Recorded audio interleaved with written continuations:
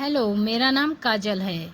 एक दिन मैं स्कूल आई तो मेरी दोस्त माधुरी गेट पर ही मिल गई। वह एक लड़के से हंस हंस कर बातें कर रही थी। मेरे संस्कार ही ऐसे थे कि मैं जिस किसी स्त्री पुरुष या लड़का लड़की को हंसते बोलते देखती तो मैं उनके संबंधों को लेकर सशंकित हो उठती। मेरा सोचने का नज़रिया ही बदल गया था। हालांकि पहले मैं ऐसी नहीं थी। तभी मैंने देखा वह लड़का कोई और नहीं बल्कि किशोर है, जो बातें करते करते माधुरी का हाथ थाम लेता है। मैं उन्हें नज़दीक आते ही चहक पड़ी। हेलो माधुरी, कैसी हो? माधुरी मेरे गाल पर एक प्यार भरी चपत लगाते हुए बोली, जब मैं कहीं बाहर जाती हूँ तभी तू मेरे घर आती है। यह किशोर है, मेरा बेस्ट फ्रेंड। माधुरी ने किशोर की ओर इशारा करते हुए कहा तो मैं हंसने लगी। क्या किशोर को मैं नहीं जानती कि तू परिचय करवा रही है? हाँ, किशोर तेरा बेस्ट फ्रेंड है, यह मुझे मालूम नहीं था। मैं यह कहते कहते चुप हो गई।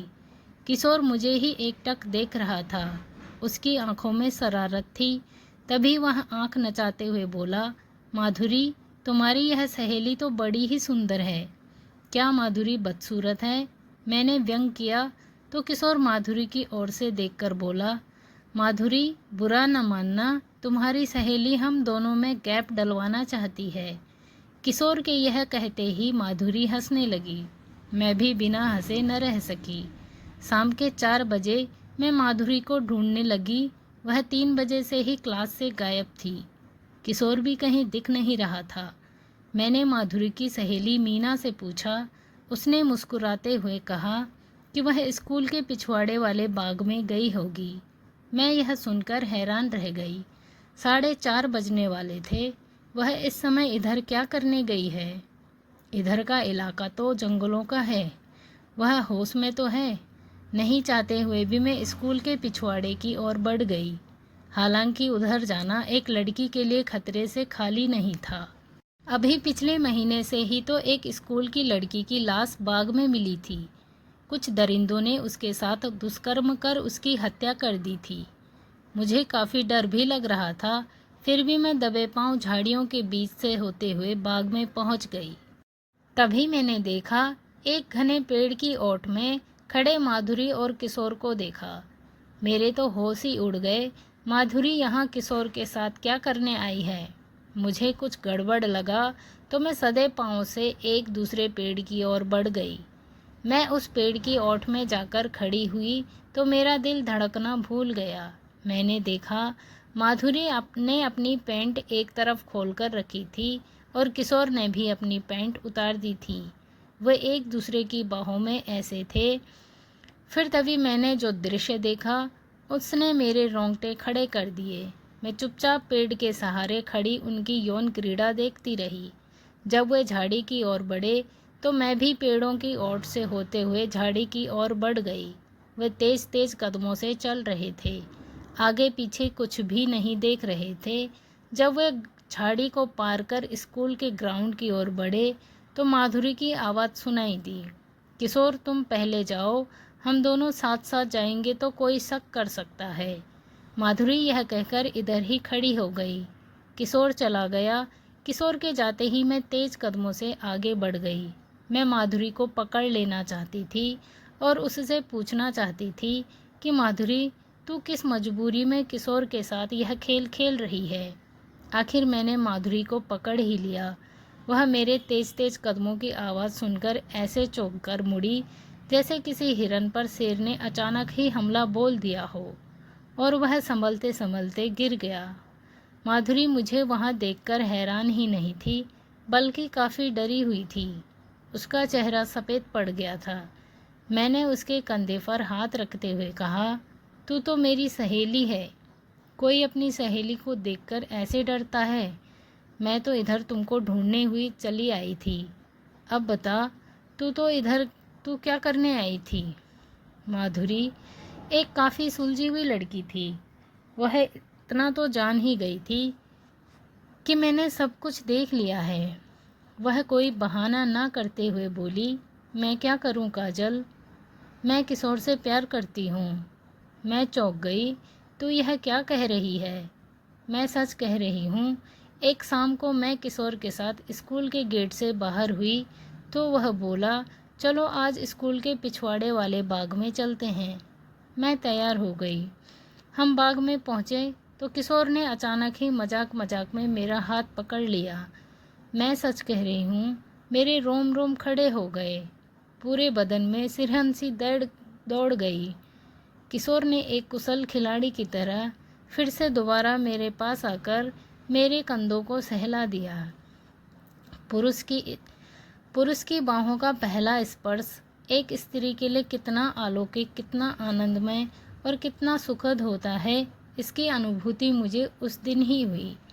मैं भी किशोर के शरीर पर हाथ फेरने लगी। स्त्री बाहों के स्पर्श से वह भी पहली बार ही परिचित हुआ था। हम एक दूसरे को स्पर्श करते करते इतने उत्तेजित हो उठे कि हमें होश ही ना रहा। फिर क्षण भर में ही वह सब हो गया। आंखों आंखों में आंखें डाले देख रहे थे और बाहों में आने के लिए बेचैन हो रहे थे। जाने क्यों सहवास के बाद मुझे बड़ा ही अफसोस हुआ। लेकिन मैं अगले दिन खुद ब खुद ही किशोर के पास पहुंच गई। वह भी मेरा ही इंतज़ार कर रहा था। एक तरह मैं रोज़ ही इसे न दोहराने का संकल्प लेती हूँ और दूसरे दिन स्वतः ही किशोर के पास साथ वाले बाग में चली जाती हूँ। यह मर्दानी बाहों के स्पर्श का ही जादू है जो चाहकर भी मैं या किशोर स्वयं को रोक नहीं पाते। हमें इसका चस्का लग गया है काजल।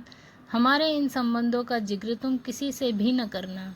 समझ लो तुमने कुछ देखा ही नहीं। मैं धीरे से मुस्कुराई, फिर उसकी बाह पकड़कर ग्राउंड की ओर बढ़ गई। जब हम ग्राउंड के बीचों बीच आ गए तो मैं बोली, किसी से भी नहीं कहूँगी तुम मेरी सहेली हो। तू अभी बहुत छोटी है। दुनिया में तो ऐसे भी लोग हैं जो बच्चे होकर भी तुमसे भी गई गुजरी हरकतें करते हैं। जब उन्हें कोई कुछ नहीं कहता तो तुझे कैसे कुछ कह सकता है।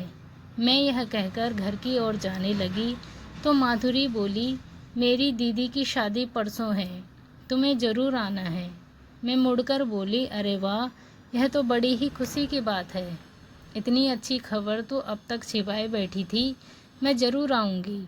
लेकिन माधुरी, तुझे या किशोर को इसकी प्रेरणा किससे मिली? मैं जानने के लिए उतावली हो उठी, अपने अपने माता पिता से।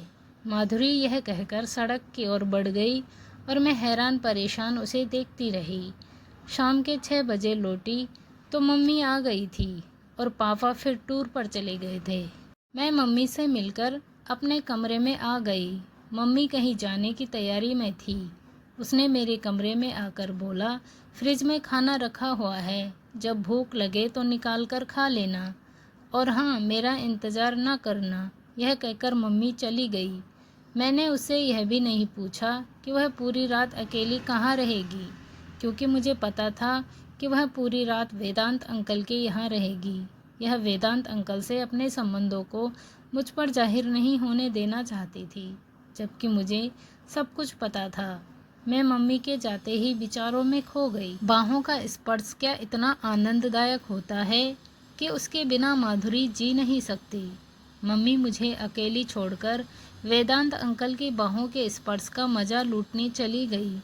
रबीना पापा के बिना नहीं रह पाती। क्या आइसक्रीम और बर्फ़ी से ज़्यादा स्वाद साथ साथ सोने में होता है? मैं नहीं मानती, यह सब झूठ है। जीवन के सारे सुखों से भी बढ़कर जिस्मानी सुख भला कैसे हो सकता है? मैं यह सोचते सोचते झपकी लेने लगी तो मुझे अचानक ही याद आया कि मुझे तो अभी खाना भी खाना है। मैंने उठकर फ्रिज खोला, खाना निकाला। भूख तो इतनी थी नहीं। एक आध रोटी खाने के बाद थाली एक तरफ सरकाकर बिना हाथ धोए ही बिस्तर पर निढाल पड़ गई। सुबह आँख खुली तो अखबार पर नज़र जा टिकी। खिड़की से जाने कब अखबार फेंक गया था। अखबार में सरसरी नज़र फेरी तो हमारा घर जिस कॉलोनी में था, मैंने खिड़की से झाँक कर देखा। गलियों में सन्नाटा छाया हुआ था। पुलिस गश्त कर रही थी। मेरा सुबह का सारा प्रोग्राम फेल हो गया। मुझे माधुरी के घर जाना था।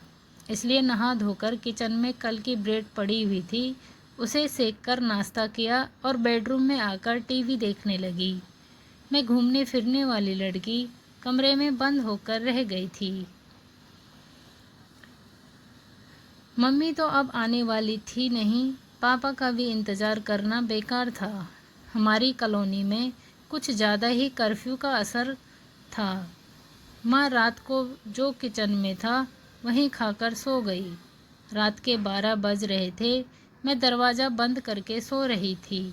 अचानक ही किसी ने दरवाज़ा थपथपाया तो मेरी आंखें खुल गई। इस समय भला कौन हो सकता है? मम्मी पापा में से तो कोई नहीं होगा। मैं दरवाज़ा खोलने के पक्ष में नहीं थी। तभी फिर दरवाजे पर थपथपाहट की आवाज़ आई। मैं चौंकने लगी और बिस्तर से उठ खड़ी हुई और दरवाजे के पास आकर बोली, कौन है? इतनी रात को परेशान कर रहा है? उधर से धीमी आवाज़ आई, देखिए मेरी जान को खतरा है, बाहर पुलिस गश्त कर रही है। मैं सुबह से यहाँ फंसा हुआ हूँ। आप दरवाज़ा खोलकर मुझे पनाह नहीं दोगी तो ये लोग मुझे जान से मार देंगे। जाकर बाहर गश्त कर रही पुलिस से सहायता मांगो। मैं घर में अकेली हूँ। दरवाज़ा किसी भी कीमत पर मैं नहीं खोल सकती। तुमसे मेरी जान को भी खतरा हो सकता है, मैंने दबी आवाज़ में ही कहा। मुझ पर विश्वास कीजिए, पुलिस 2 व्यक्तियों पर गोली चला चुकी है। उसे बाहर किसी को भी देखते ही गोली मार देने का आदेश है। यहाँ पर मैं सुरक्षित इसलिए हूँ क्योंकि आसपास में कोई नहीं है। पुलिस भी इधर नहीं है। अगर पुलिस इधर आ गई तो शायद ही मैं बच पाऊँगा। यह कहते कहते वह सुबक पड़ा। मुझे उस पर दया आ गई। वह सचमुच ही मुसीबतों से घिर गया था। मैंने कांपते हाथों से दरवाज़ा खोल दिया। वह यहीं कोई 20-21 का स्मार्ट युवक था। भय और दहशत के मारे वह थर-थर काँप रहा था। उसके चेहरे से बेचारगी टपक रही थी। वह कांपते पाँवों से अंदर आया और धक से सोफे पर बैठ गया। एक गिलास पानी पिला दीजिए, सुबह से ही प्यास लगी है। मैंने लाइट जलाई और जाकर एक गिलास पानी ले आई। वह एक सांस में गिलास का सारा पानी पी गया। फिर बोला, एक गिलास और। अब समझ में आया जान कितनी प्यारी होती है। आप तो अंदर बैठी है, बाहर भेड़ बकरी की तरह लोग एक दूसरे को काट रहे हैं। मैं ही जानता हूँ कैसे बच गया। वह 3 गिलास पानी पी गया। तब कहीं जाकर कुछ सामान्य हुआ और मैं पलंग पर बैठती हुई बोली, आप इधर फंस कैसे गए? अरे कुछ पूछिए मत, मैं इधर मम्मी की साड़ी एक दुकान पर लौटाने आया था। दुकान से साड़ी लौटाकर जब बाहर निकला तो सारा दृश्य ही बदल गया था। चारों तरफ आपस में लोग मरकट रहे थे। मैंने पास खड़े एक आदमी से पूछा तो उसने ही बताया, यहाँ जल्दी से निकल जाओ, बाहर कर्फ्यू लग गया है, लोग बेमौत मर रहे हैं। मैं दूसरे रास्ते से किसी तरह भागता हुआ इधर चला आया। इधर तो और भी ज़्यादा मारकाट मची हुई थी। तभी पुलिस आ गई और अपने अपने घरों में घुस गए। मैं आपके मकान की दीवार फांदकर एक कोने में जाकर छुप गया। ईश्वर भला करे, आपने मुझे अपने यहाँ शरण दे दी। अरे ऐसी कोई बात नहीं, आप सोफे पर इत्मीनान से लेट जाइए। मेरे यह कहते ही वह युवक बोला, आप कहाँ सोएंगी? मुझे तो अंडरवियर और बनियान में सोने की आदत है। कोई बात नहीं, मैं बत्ती बुझा देती हूँ। कोई दूसरा कमरा नहीं है, मैं वहीं सो जाता हूँ। आपके कमरे में मुझे सोना अच्छा नहीं लगता है, वह शर्माते हुए बोला। कमरा तो है, लेकिन उसमें ताला लगा हुआ है। मैं पलंग पर लेट जाती हूँ। यह कहते कहते मैंने बत्ती बुझा दी। काजल और उस लड़के के बीच में आगे क्या होता है, सुनने के लिए चैनल को सब्सक्राइब करना ना भूलें। और आप स्टोरी पढ़ते तो हैं लेकिन लाइक नहीं करते, सो प्लीज़ स्टोरी को लाइक कीजिए, कमेंट कीजिए। मिलते हैं स्टोरी के सेकंड पार्ट में। तब तक के लिए bye bye. Thanks for watching.